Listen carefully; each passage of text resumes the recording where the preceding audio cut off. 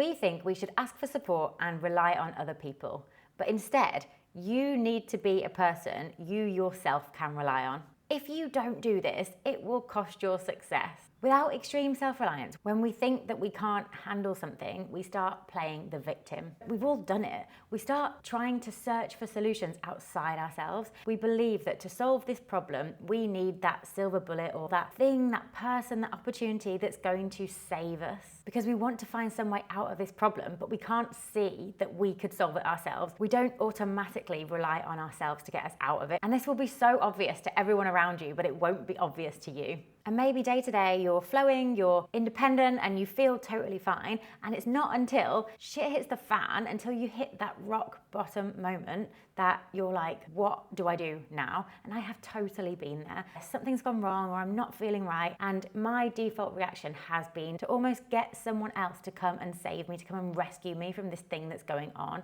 Not being able to reach a state of extreme self-reliance means you will constantly give your power away because you're never giving yourself enough credit. And you'll be in this constant state of, oh, everything would be fine if it wasn't for this one thing, and there will always be one thing. But extreme self-reliance means nothing can faze you. You always feel like your best version, and you can be that person who thrives in any crisis. Self-sufficiency is freedom. In this video, I'm going to share 5 ways to practice extreme self-reliance in your life with steps to take right now so that you can take your power back. The first way is to never need reassurance. So needing reassurance is a really dangerous thing. And it's dangerous because you can only be reassured for a very, very short amount of time. You're only ever really topped up with reassurance. So you get up, you feel, oh, I'm reassured, and then it goes back down.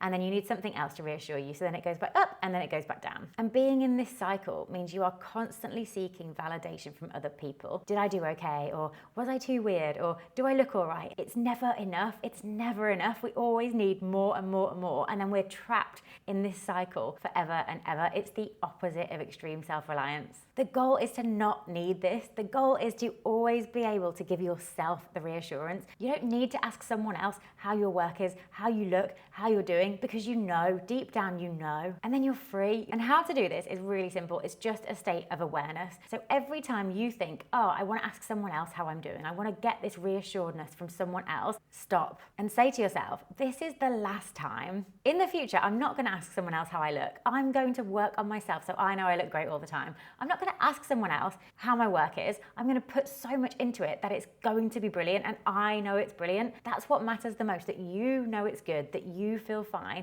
and then you don't need to keep relying on other people to top you up, because it will never be enough. You have to escape this trap, because it is a trap. The second way is to not need physical possessions. Extreme self-reliance is not just emotional, and it's not just psychological, it's also physical. Reliance on material possessions is holding you back, and it's keeping you small, and it's the absolute opposite of free. It might be, oh, I really always need a hairdryer, or I really always need an iron, or I really need this sports watch and I can't possibly do anything without it. We develop this reliance on material possessions all the time. We give our power away to stuff. I kind of learned this the hard way when my laundry lady lost nearly all of my clothes in one go, and I went through a range of emotions as I came to terms with the idea that I wasn't ever going to see them again. But the outcome was that it taught me so many lessons. You should be able to have everything taken away from you and still be fine. And if not, there's a problem. There is such a power in traveling light and being able to go about life just being easygoing and totally happy with whatever's around. And if you don't feel like this, ask why. Figure out which of your material possessions you are almost dependent on, and then run some experiments where you test not having it in your life for short periods of time, and notice the very often visceral feelings of like, oh my God, where's this? Where's my hairdryer? Where's my something, and then let it go and come back to this sense that you are fine, that you don't need anything else, that there is no material possession that's going to make your life whole, because you have everything you need. The next one is don't need validation from other people. You might have heard this term, keeping up with the Joneses, and it's very real for a lot of people, and it's such bullshit. This idea that you have to buy things and do things and act a certain way just to impress other people who you probably don't even have anything in common with is so freaking stupid, but but so many of us do it. The goal instead is to hang out with people who don't care what you're wearing or don't care what car you drive or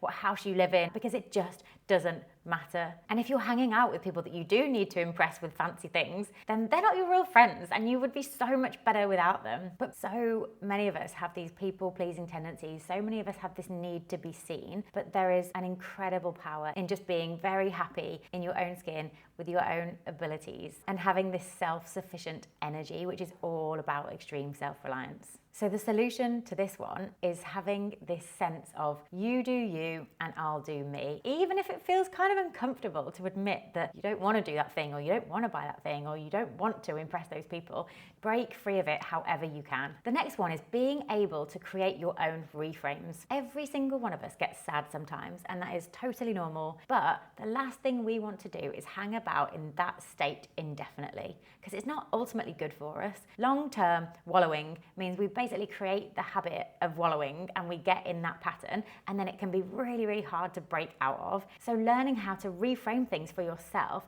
means being able to change your state very, very quickly without needing anyone else at all. And extreme self-reliance is how quickly you can change that state. So for me, this is all about perspective. So if I'm feeling sad or angry, anything that I don't want to be feeling for a long period of time, anything that represents the lower version of me and not the higher version of me, I have a happy list, and this is just a tool, and the things that are on my happy list will be some songs that I love listening to that just get me into this happier state of being. I might go for a walk, I might take a lot of deep breaths, I've got some meditation tracks that I listen to. Anything that I can do to come back to the present, to get a sense of perspective and to reframe the problem that I'm working through as a really good thing should be on the list. So what are the things that you can do that will change your state really fast? Songs that you can listen to, maybe there's some mantras that you can hear and straight away it's like, yes, this is the one. But compile your list and compile it now, because the time to compile it is when you're feeling absolutely fine, not when you're at that rock bottom moment and you're thinking, what do I do? What do I do? Extreme self-reliance means preparing for the worst to happen and having your plan for when it does. And the final step is being able to hold your own. So imagine that you're about to go to a gathering that a friend has invited you to. Your friend is the only person you're going to know at this whole event, and 10 minutes before your friend texts you to say that they are running late. You have a choice. You can either knock on the door, you can go to the gathering without meeting your friend beforehand, or you can wait outside, you can walk around for a bit, you can wait in your car. Which do you do? So many people would just choose to wait for their friend rather than go through the uncomfortableness of going to an event where they don't know anyone and having to make conversation with strangers. Being able to do it, being able to hold your own is so much extreme self-reliance. You should be able to go anywhere at all and just start conversations with anyone, be able to enter new situations, be able to have fun, be able to laugh and joke and be yourself without relying on the familiarity, because that will trap you and that will keep you playing small. And also, your friend, the one who invited you to the party in the first place, they don't want you to be dependent on them. High energy people don't want to create dependencies. They don't want you to have reliance. They want you to make your own path, and they want to support you in doing that and be happy for you without feeling like they need to save you. So don't be the person who needs saving.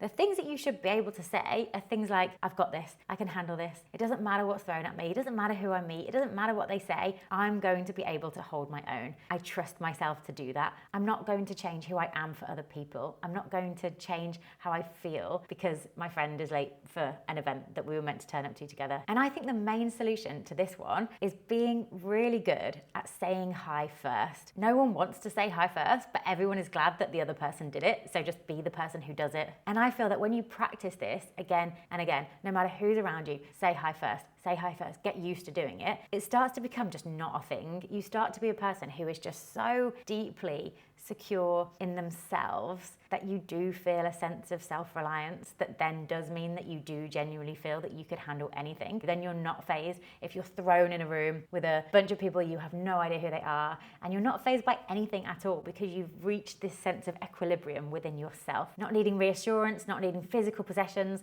not needing validation, being able to do your own reframes and being able to change your own state and hold your own no matter what is thrown at you. Do not let anyone else convince you that you are missing anything or that you need them, because it's not true. You do not need anyone else. Hope that's been useful. This is another day of posting every day on YouTube. Drop me a comment and let me know how you practice extreme self-reliance in your life. Please do subscribe to my YouTube channel. There are new videos all the time. I will catch you in the next one.